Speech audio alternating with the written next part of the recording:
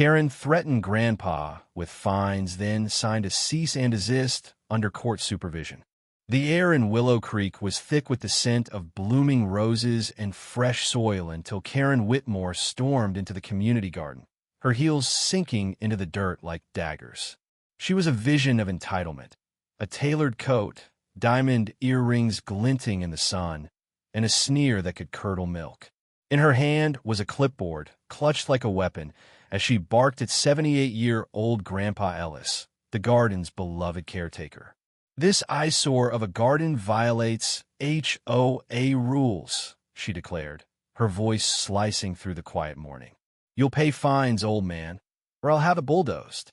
The crowd of gardeners froze, their trowels mid-dig, as Grandpa's weathered hands trembled on his cane. He'd spent decades tending this patch of earth, a sanctuary for the town's weary souls. Now, Karen, the new HOA president, was threatening to erase it all over aesthetic violations. The injustice stung like a slap. Karen's crusade wasn't about beauty, it was about power. She'd moved to Willow Creek 6 months ago, buying the grandest house on the hill and immediately seizing control of the HOA. The garden, with its wildflowers and quirky scarecrows, didn't fit her vision of a pristine neighborhood. She'd been issuing fines left and right, but targeting Grandpa Ellis, a widower who poured his heart into the garden after losing his wife, felt personal. She claimed the garden's unkempt look lowered property values, but whispers around town suggested she wanted the land for a private tennis court.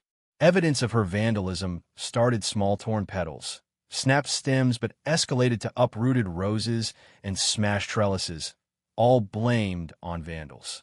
Yet, neighbors had seen Karen lurking near the garden at odd hours, her flashlight cutting through the dark. Grandpa, heartbroken but resolute, refused to back down. "This garden's for everyone," he said softly, his voice steady despite the tremor in his hands. "You can't take that away." The truth unraveled when Mia, a shy teenager who volunteered at the garden, stepped forward with a bombshell. She'd been watering plants late one evening when she saw Karen, in her pristine coat, yanking out marigolds and dumping paint cans into the compost pile. Mia, too timid to confront her, had recorded it on her phone. The video was grainy but damning. Karen's smug laughter as she kicked over a row of tomato plants, muttering, "Let's see them save this dump now." Mia showed the footage to her uncle, Officer Daniels, who'd been suspicious of Karen's complaints from the start. He interviewed other neighbors, uncovering a pattern.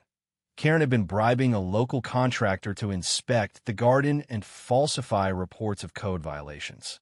The revelation hit Willow Creek like a thunderclap. The garden wasn't just a hobby, it was a symbol of community, where kids learned to plant seeds and seniors found purpose. Karen's sabotage was a betrayal of everything they stood for. The confrontation came at the town hall meeting, a packed room buzzing with anger and anticipation.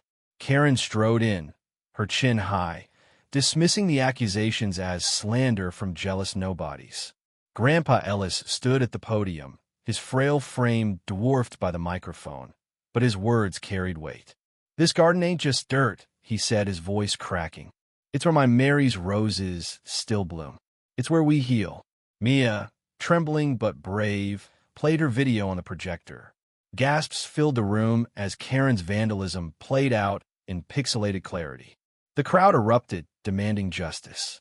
Then came the twist. Mr. Larson, the town's reclusive librarian, stood up. Known for his silence, he shocked everyone by revealing he'd inherited the garden's land from his family, and he had legal proof it was protected community property, untouchable by the HOA. Karen's face drained of color. Her scheme wasn't just cruel, it was doomed from the start. The showdown escalated when Officer Daniels presented the evidence to the county judge. Karen, cornered, tried to spin a tale of misunderstanding, claiming she was beautifying the garden. But the judge, a no-nonsense woman who'd grown up in Willow Creek, wasn't buying it. She ordered Karen to sign a cease and desist agreement. Barring in the weeks that followed, the garden bloomed anew, brighter than ever. Grandpa Ellis, leaning on his cane, smiled as kids ran through the rows, their laughter echoing. The community had fought for something bigger than Flowers Thied fought for kindness, for memory, for each other. Karen's downfall wasn't just a victory. It was a reminder that no amount of money or arrogance could crush a community's spirit. The wooden signpost at the garden's entrance, now repainted, bore a new handwritten message. Together, we grow. It stood as a testament to their resilience, a beacon for anyone who believed in second chances. What do you think? Did Karen get what she deserved? Or could there have been another way to resolve this? Share your thoughts on justice, community, and standing up for what's right.